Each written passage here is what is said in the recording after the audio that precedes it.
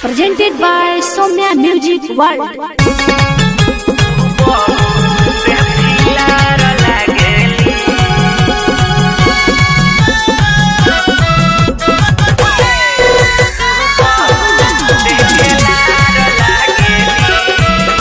Music by Ikrar Babu.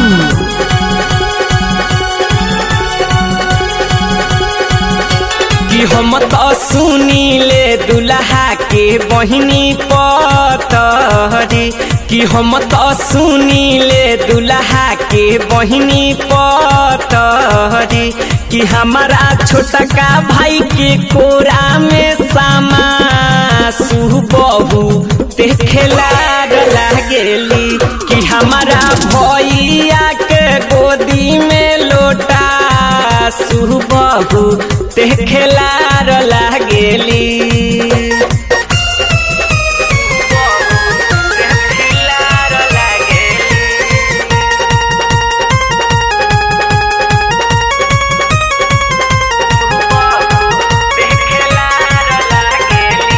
कि हम तो सुनीले दुल्हा के माई पतरी कि हम तो सुनीले दुल्हा के माई पतरी कि हमारा पापा जी के गोदी में लोटा सुबहू देखेला लागेली कि हमारा डैडी जी का पाजा में समा सुबहू देखेला लागेली।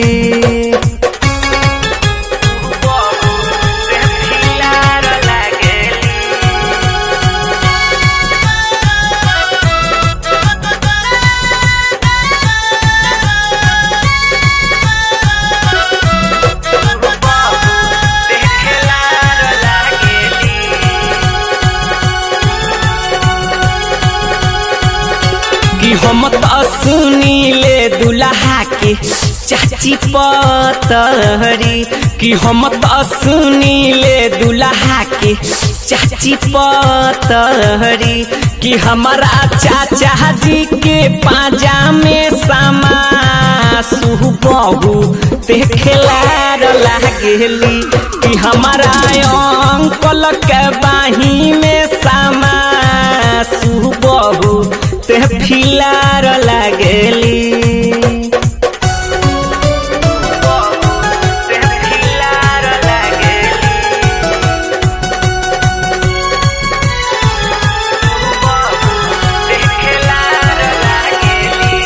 हम तो सुनीले दुल्हा के फुआ खाचरी कि हम तो सुनीले दुल्हा के फुआ खाचरी कि हमारा फूफा जौरे चाट छोला खास नैहर के खिलार लागेली कि हमारा फूफा जौरे मार्केट घूमे जा सुबहू देखेला लागेली।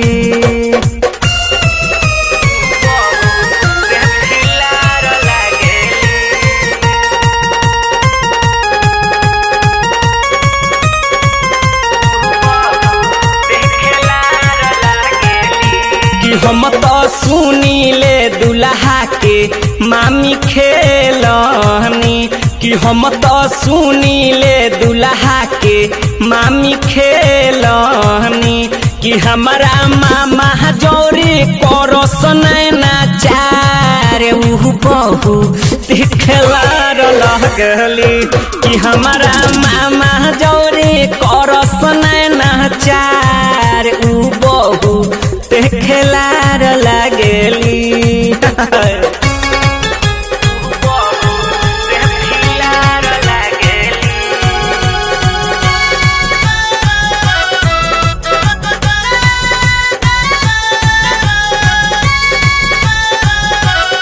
म्यूजिक बाय इकरार बाबू।